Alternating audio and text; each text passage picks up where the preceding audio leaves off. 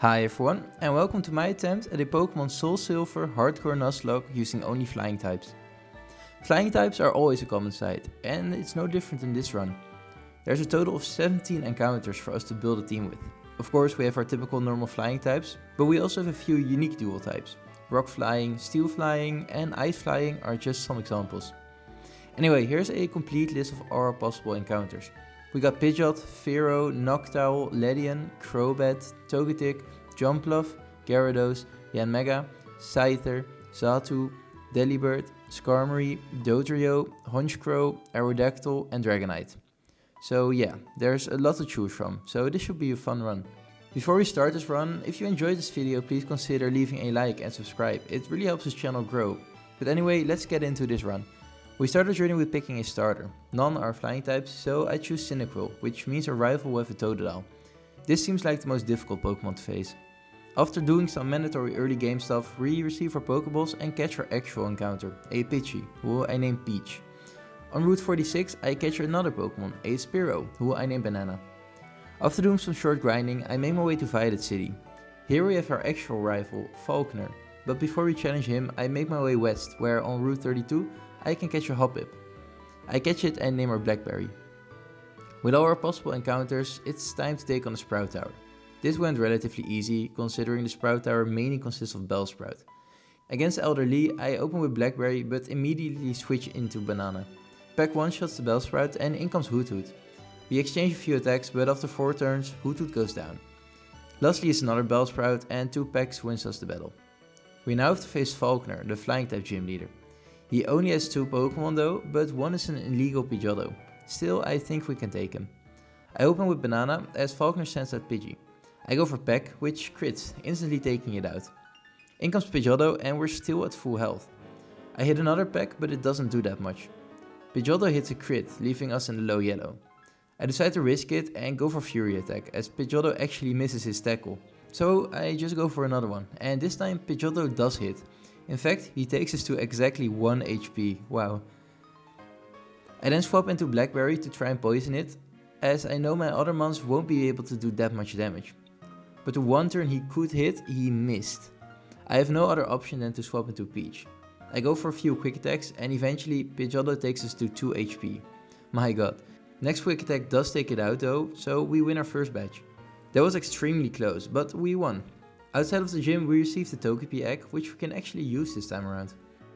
We move on to Azalea Town, but we first need to cross the Union Cave. Here we find our next encounter, a Zubat. I catch her and name her Melon. With our new team we take on Team Rocket in the Slowpoke well, and they were a joke. After that it's time for a rival. He too was pretty easy, but the Crocodile was kind of scary. We then help the guy catch his Farfetch in the Ilex Forest, and while doing so, our Togepi egg hatched. I decided to name him Strawberry. After doing some grinding, it's time to take on Bugsy. I'm not that scared here as we have a team of flying types, but I learned to never underestimate that Scyther of hers. Against Bugsy I led with Melon and go for a wing attack.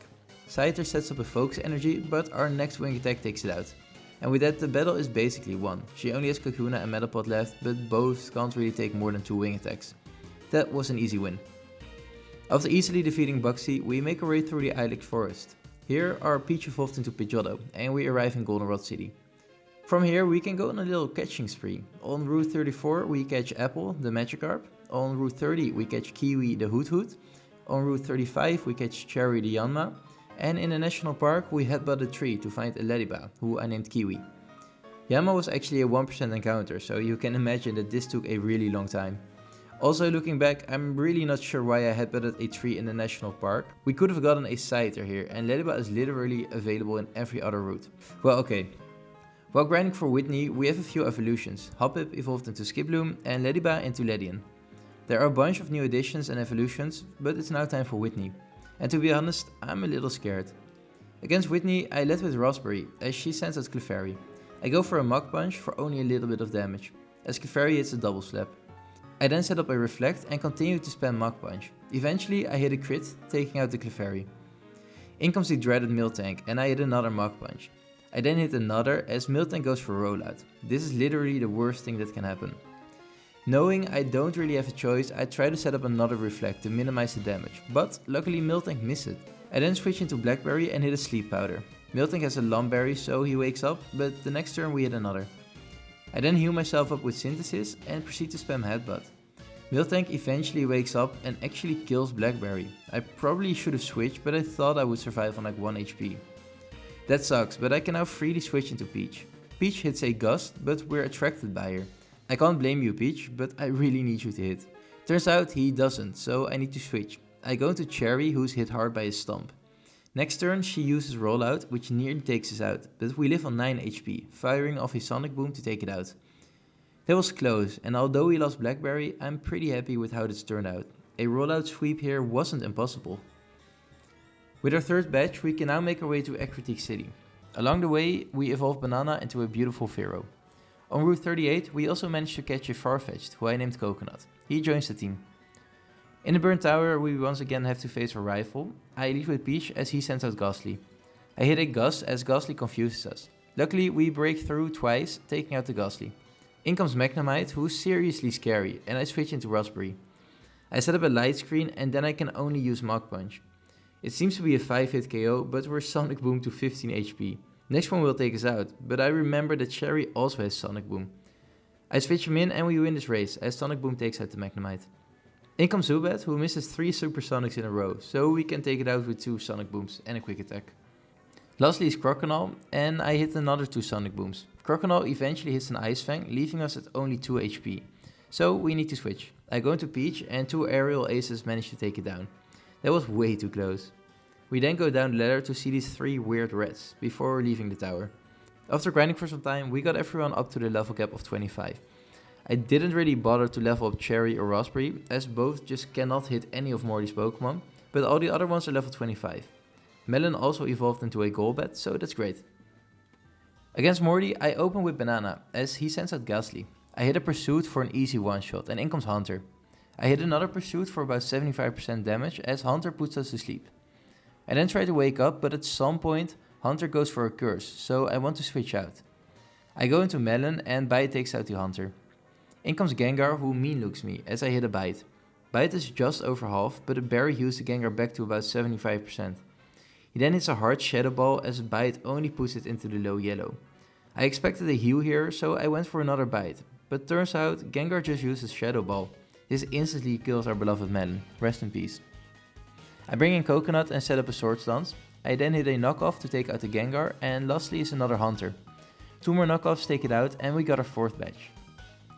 We do need a new team member now, and since we also need someone who can use Surf, it's time to take Apple out of the box. I then make my way to Olivine City, switch training Apple. We then take on the Lighthouse and Apple finally evolves. We now have a Gyarados and I'm excited to use him.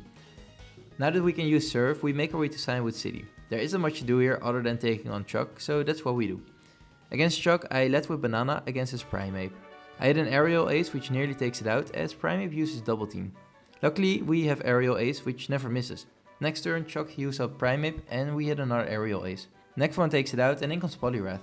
First turn we hit a crit Aerial Ace, which almost kills it. But since Poliwrath just goes for Focus Punch, he never actually hits us as we take him out next turn. That's our 5th badge, and we also get the HM for Fly. This will not only be extremely convenient, but it's also a good stab move for this mono run. We then make sure to give the secret potion to Ampharos, and after that it's time to go to Mahogany Town. I always go here first before battling Jasmine, as Pryce's level cap is 34 and Jasmine's is 35. In Mahogany, we make our way north to find a red Gyarados. He would actually be a viable encounter, but we already have Apple, so he's off the table. After taking it out, we're greeted by Lance. He needs our help as he needs to hide a body. His Dragonite just killed somebody and he doesn't want the body to be found. Anyway, we take on the Rocket Hideout and battle Petrol. Petrol opens with Zubat as we send out Coconut. I set up a Swords Dance as he confuses us. And next turn I set up another. We then snap out and hit a Slash for the Oko. Next up is Coughing, who's one-shotted, and Raticate, who's also one-shotted. After that, it's time for a double battle with Lance. I once again set up some Swords Dances, and then we just sweep. Coconut keeps on using Slash, and the Dragonite actually did a lot of damage as well. After that double battle, it's time for a rather scary part, taking on the 3 Electrodes. Now, I do have to say that SoulSilver has made me much more afraid of these than necessary, but taking out 3 Electro types with our flying types is never fun. We did manage to take them all out without any casualties, so that's a relief. After doing some training, Cherry evolved into a Yanmega. I'm really excited to use a Yanmega, as he's one of those mons that never gets much use, so this should be great. But after that, it's time to take on Price, the Ice-type gym leader. I'm actually a little scared of this guy. Anyway, I open this battle with Apple and hit the Seal with Bite for half damage. Next Bite takes it out and in comes Piloswine. He's hit by a Dragon Rage as he sets up Hill. Next turn I hit Surf, which barely misses the range to kill. Piloswine hits a Blizzard, but thanks to the water typing it doesn't do much. Next Surf takes out the Piloswine and lastly is Dugong. I hit a Dragon Rage and then another, as we're left on only 7 HP. Luckily, Hill stops right at this turn, otherwise Apple would have died here. I then swap into Banana as Price uses Dugong to full. I hit an Aerial Ace as Aurora Beam nearly kills us. I again need to switch, so I go into Cherry. He takes an Ice Shard on a switch in, but retaliates with an Ancient Power, which nearly kills. He then takes an Aurora Beam, taking him into the low yellow, as we hit another Ancient Power. Again, Price heals him up, but next turn Ancient Power kills. This could have gone extremely wrong, but luckily we're unpunished and receive our 6th badge. I then go to the Safari Zone where we can catch a Murkrow, but he actually runs away. Damn it, I really wanted to use him. Against Jasmine, I'm in a bit of a tough spot. She has 2 Magnemites who I can barely touch with most of my guys. So really the best thing to do here is to leave with Apple. Apple has Aqua Tail, which is 90% accurate. If Aqua Tail misses and they hit a Thunderbolt, this run might just be over. So let's see how it went. I of course open with Apple and luckily the first Aqua Tail hits, taking out the first Magnemite. In comes the second Magnemite and Aqua Tail hits again, taking it out. Lastly is Steelix, but he isn't that scary. It took some time due to berries and hyper potions, but eventually Steelix went down, granting us our 7th badge. Outside of the gym, we're notified of a Team Rocket takeover, so we need to go to Goldenrod City. Here we disguise ourselves before being caught and we then proceed to take on a complete radio tower on our own. During our annihilation of Team Rocket, Peach evolved into a Pidgeot. At the top of the radio tower, we had to fight Petrol once again. He opens with a Coughing as I send out Cherry. I go for an Ancient Power which barely misses out on the kill. Next turn, Quick Attack kills it and in comes Weezing. I hit 2 Ancient Powers, after which Weezing poisons me. Since Weezing is on low health, I go for a Quick Attack, but it just misses out on the kill. Now in the red, I need to switch, so I go into Raspberry, as he has Mach Punch. This takes out the Weezing and in comes Coughing. I go for another Mach Punch and Coughing hits a Sludge. I then hit a Silver Wind and keep on spamming that. Eventually Raspberry is too low in health, so I switch into Peach. A Quick Attack takes it out and in comes yet another Coughing. I use 2 Flies to take it out and that leaves just 2 more Coughings to take out. I hit a Fly and during the next Fly, Coughing actually explodes. 2 more Flies take out the last Coughing, winning us this rather simple battle. I then make my way to the basement where I had to battle our rival again. I open with Banana against his Golbat. I hit an Aerial Ace for just over half as he confuses me. We hit ourselves, but the next turn we break through. We do leave Golbat on a Sliver though, and next turn we once again hit ourselves. This left us at 5 HP, so we need to switch. I go into Raspberry as a Mach Punch takes it out. The incoming Magnemite immediately gets hit by a Drain Punch, and the second one plus 1 more Mach Punch takes it out. In comes Sneasel, who also just catches a Mach Punch. This does about half, and the next one again leaves it on the Sliver. We're paralyzed and at 11 HP, so I swap into Apple. I hit a Bite to take it out and in comes Feraligatr. I go for an Aqua Tail, but his Trash does too much damage. I can take one more, so I use Bite. Luckily, Feraligatr is confused and he hits himself, allowing us another hit. We eventually managed to take out Feraligatr with our Apple, but it took a lot of luck.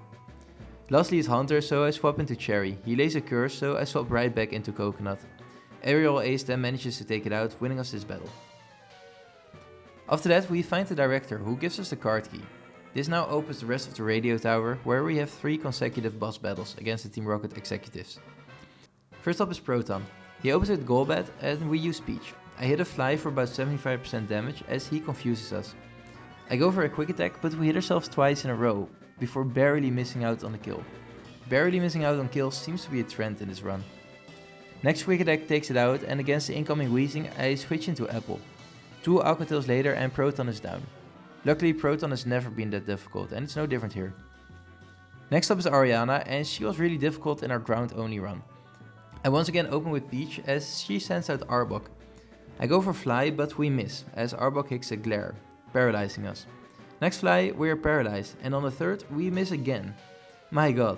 I then tried to go for 2 more quick attacks, but hitting moves just isn't for us this time around. 6 turns later and we haven't hit a single attack, as we're left on 25 HP and paralyzed. I swap into Apple and Aqua Tail just misses out on the kill.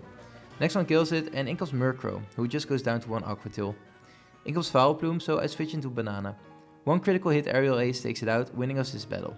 I still cannot believe how unlucky we got in the beginning, but it all turned out alright. Last up is Archer, who's always kind of a pushover. He opens with Houndour and we lead with Apple.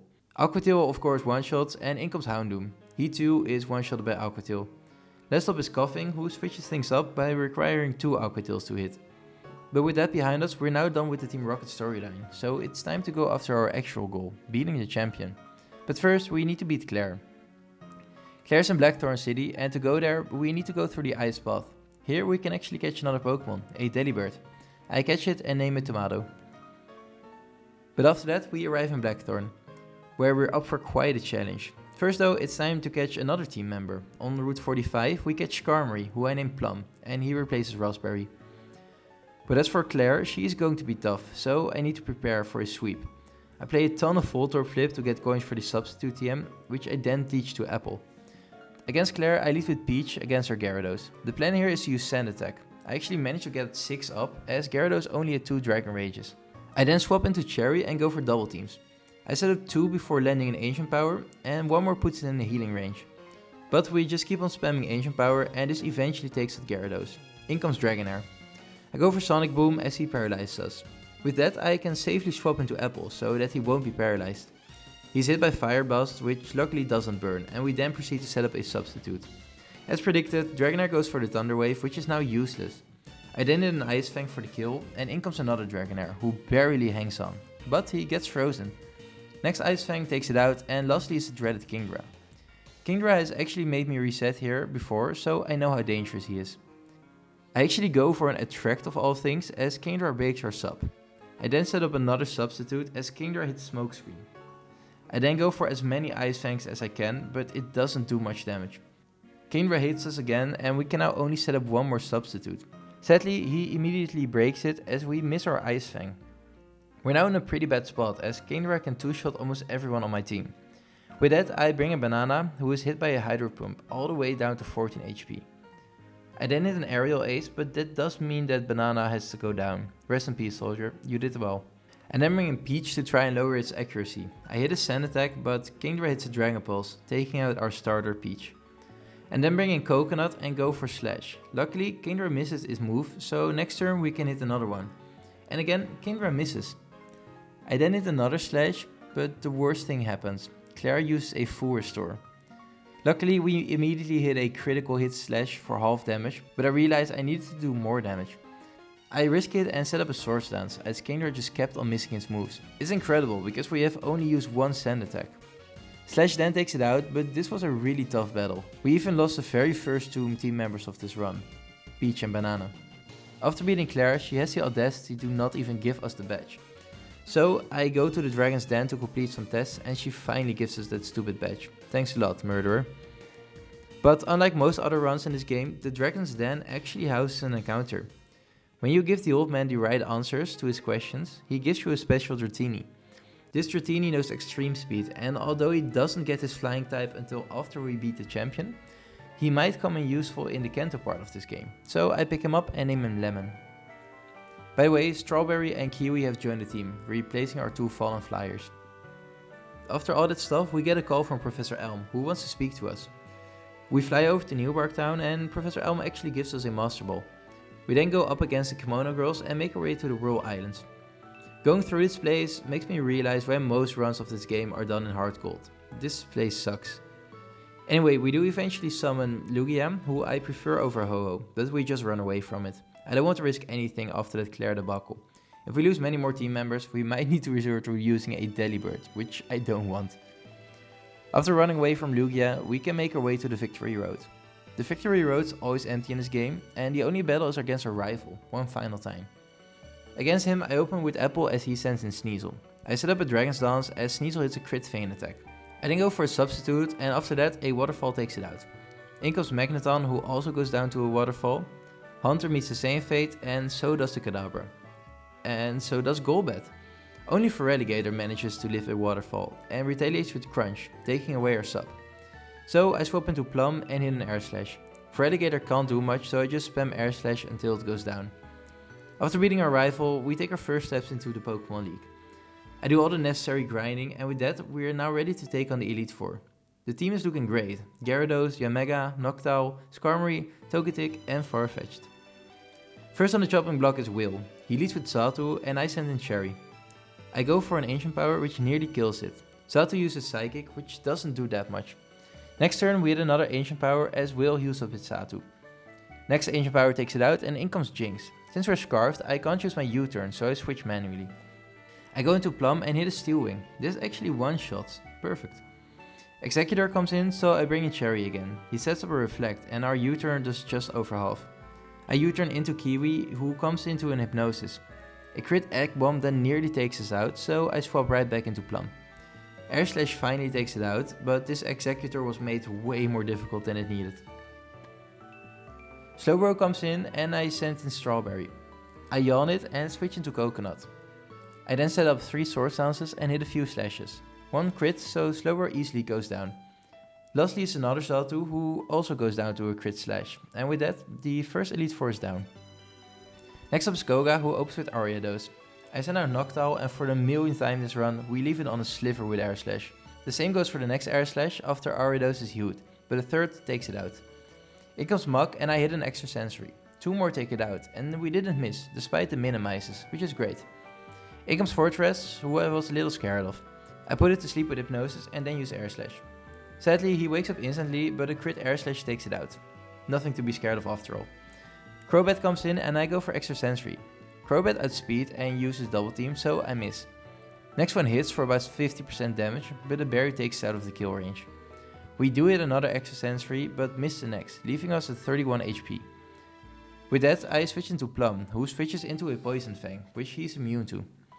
Air Slash takes it out though, and lastly is Venomoth, who just goes down to 2 more Air Slashes. Next up is Bruno, who should be easy with his fighting types. I lead with Kiwi and Air Slash does about 75% to his Hitmontop. He uses Counter, but Air Slash is special, so it does nothing. Next Air Slash takes it out and in comes Hitmonchan. I miss my Hypnosis as he hits a Thunder Punch, nearly killing us. He also paralyzes us, so we need to switch. I go into Plum as Hitmonchan just used Bullet Punch, which we resist. Air Slash then does about half and we're hit by a relatively weak Fire Punch. Next turn he hits Thunder Punch, leaving us at really low health, but we took it out with Air Slash. In comes Hitmonlee and I switch to Strawberry. I go for a yawn, but Hitmonlee swaggers us and we hit ourselves. Next turn, Hitmonlee luckily misses his jump kick and we hit our yawn. I then swap into Apple and set up a substitute. I then set up 2 Dragon Dances and as Hitmonlee breaks through our sub, we use Waterfall to kill it. Onyx also goes down to a Waterfall and the same goes for the Machamp. Lastly is Karen, who opens with Umbreon. I send out Cherry for some U-turn damage and I switch into Plum, who hits an Air Slash. Umbreon did set up 2 double teams and he now confuses me, so I won't hit that many moves. I decide to power on through as the Umbreon can't really damage us either, but we don't do much. We hit the Umbreon once, but that just triggers a full restore. I then just keep on spamming some moves, but as expected, none really hit. So I swap into Coconut, who knows Aerial Ace, which can't miss. First though, I set up a Sword Stance as Umbreon confuses me. Aerial Ace then does over half and we eventually take it out. But Umbreon did take us down all the way to 7 HP, so Coconut needed to be switched out. Against Houndoom, I bring out Apple and 1 Waterfall takes it out. In comes Murkrow, who just goes down to an Ice Fang, and Foulplume takes 2 Ice Fangs to take out. Lastly is Gengar, who just goes down to a critical hit Waterfall. And just like that, we only need to defeat Lance. Against Lance, I open with Cherry against his Gyarados. I hit 2 Ancient Powers to take it into the healing range and that allows a free switch into Apple. I set up Substitute as Gyarados hits an Ice Fang. I then set up 2 Dragon Dances and use Ice Fang on Gyarados. 1 more takes it out and in comes Aerodactyl. He too goes down to an Ice Fang. And so does Dragonite 1, Dragonite 2, Dragonite 3 and Charizard goes down to a Waterfall.